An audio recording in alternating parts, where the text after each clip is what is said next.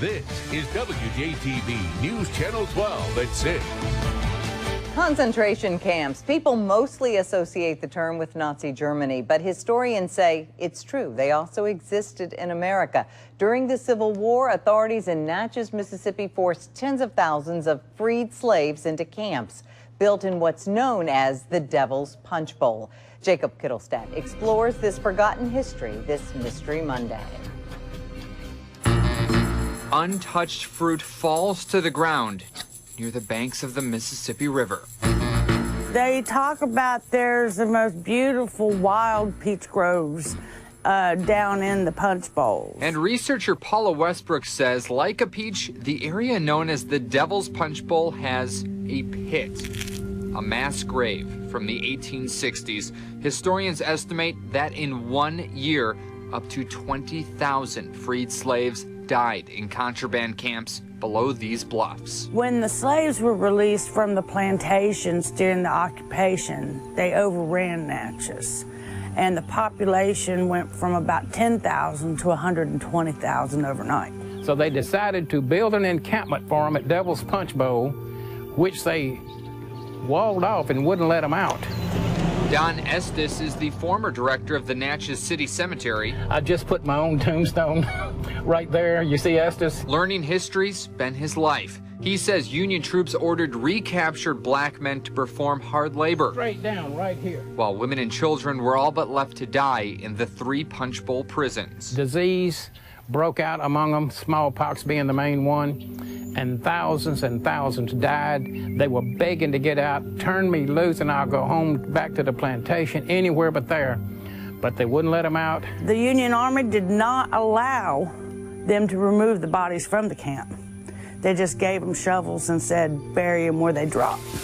And I'd really like to show you more of this terrain, but it's just too thick with greenery. These bluffs are also straight down, so not only is it dangerous to navigate, it's still very mysterious back there. It's a bed of alligators and snakes.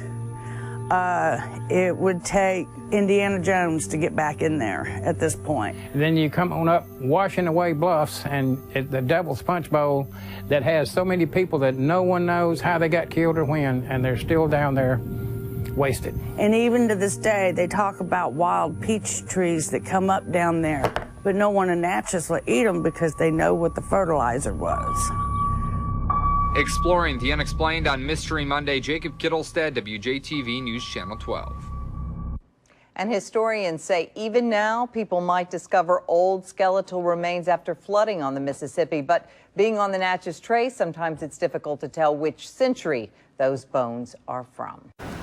All right, Shalom, Makim. First and foremost, all praises to Yahweh, Ba'ashem, Yahweh Shai, honors to the elders, the apostles of Great Millstone, and honors to you brothers who are out there doing the work in sincerity and in truth. And death to America, man. All right, this is another episode of the crimes of the white man. And this one happened in Mississippi. We actually did a lesson on it a couple years back. But it was on the Devil's Punch Bowl, which happened right here. We're in Jackson, but it happened right here in Mississippi in Natchez.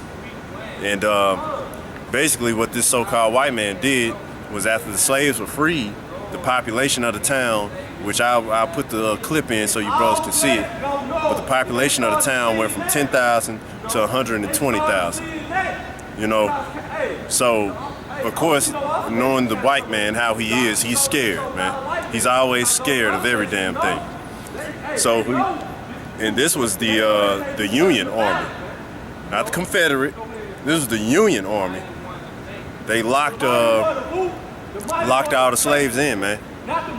And this was called the Devil's Punch Bowl, walled them in to where nothing can get in and nothing can get out, man. And they all died off, man. And they didn't give you, give you proper burials. They just left you in there. No food, nothing. And you all died off, man. That's who you're dealing with, the so-called white man. So for you Jakes out there or you Negroes, Hispanics, Native Americans who love the white man, and you want to claim that all of them are not like that, where were they to help you? Where was the white man military, the Union, who supposedly fought for your freedom? Where were they to help you? This is food for thought, man. Wake up. All right. And this happened before in the siege of Masada, man, during the time of the Lord. And I'll start with that. Matthew 24, verse 15. When ye therefore shall see the abomination of desolation spoken of by Daniel the prophet, stand in the holy place, whoso readeth, let him understand, then let them which be in Judea flee into the mountains. All right, he was telling you to flee, man. The reason why is because you can look it up. The siege of Masada, the Romans came in and did the same thing as the Devil's Punch Bowl, man. Conquered them, then walled them in to where nothing can get in, nothing can get out. Left them in there to die. Just like in the Devil's Punch Bowl, people got sick, people died off, starvation, went to cannibalism, eating their children, eating their husbands, eating each other pretty much, eating humans, man. And that is in the scriptures, all right? Deuteronomy chapter 28, verse 49. The Lord shall bring a nation against thee from far, from the end of the earth, as swift as the eagle flieth. Now, America's symbol is the eagle, man. So-called white man is about that eagle, man. A nation whose tongue thou shalt not understand, a nation of fierce countenance, which shall not regard the person of the old, nor show favor to the young. A cop will kill your child, man, middle of the street, and get off scot-free. They don't care about the young. Matter of fact, we did a lesson. They kill our young through the food, hospitals, anything, man. They don't care about us. And he shall eat the fruit of thy cattle and the fruit of thy land until thou be destroyed, which also shall not leave thee either corn, wine, nor oil, or the increase of thy kin, or flocks of thy sheep, until he have destroyed thee. And he shall besiege thee in all thy gates, siege of Masada, until thy high and fenced walls come down, wherein thou trustest throughout all thy land. And he shall besiege thee in all thy gates throughout all thy land, which the Lord thy God hath given thee. And thou shalt eat the fruit of thine own body, the flesh of thy sons and of thy daughters, which the Lord thy God hath given thee, in the siege and in the straitness, wherewith thine enemies shall distress thee. So the Lord told this from the beginning back to Moses and Israel back then, after we was free from Egypt, man. He said your enemy is going to besiege thee. He was being prophesied. So what happened in Masada? Went to cannibalism, did all these things. What happened in the Devil's Punch Bowl? Went to cannibalism, all these things, man. Everything that it said, it happened. What happened to the Tainos? Went to cannibalism. It was only 500 of them left. If it wasn't for the Lord, the white man would have let them all die off, man. So, what's to stop them from doing this same shit again? You have gentrification, you have the ghettos, which it's already pretty much set up for, I'll go ahead. It's already pretty much set up for them to do it, because once you hit the ghettos, notice how you cross train tracks. There's these good select group of stores and everything, but it's pretty much piece of shit Arabic gas stations and churches, abandoned houses on this side, and that's where the ghettos are. It's already architecturally, if that's even a word, but it's pretty much already set up and strategized to wall you in, man, through gentrification and through other things, man, where they can do that. And when martial law comes in, they're gonna besiege you in your gates again. So if this is the only nation known for doing this to people repeatedly and even hiding the history, because you're not gonna find out about the Devil's Punch Bowl unless you look it up, man.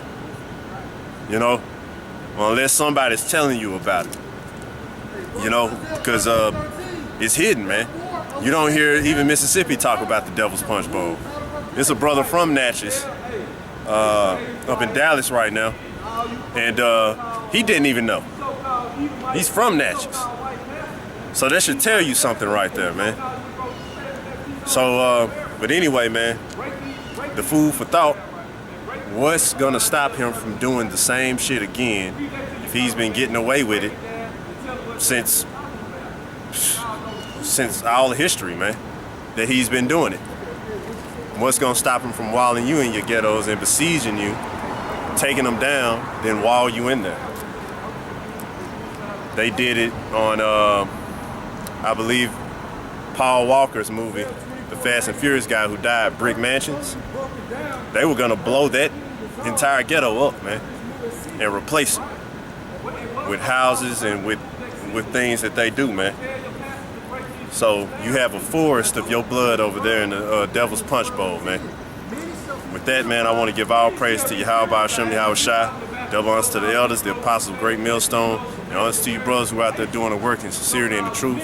Death to America. Yahweh Ba'Shem Yahweh Shai Barak Thumb. Shalom, Akim.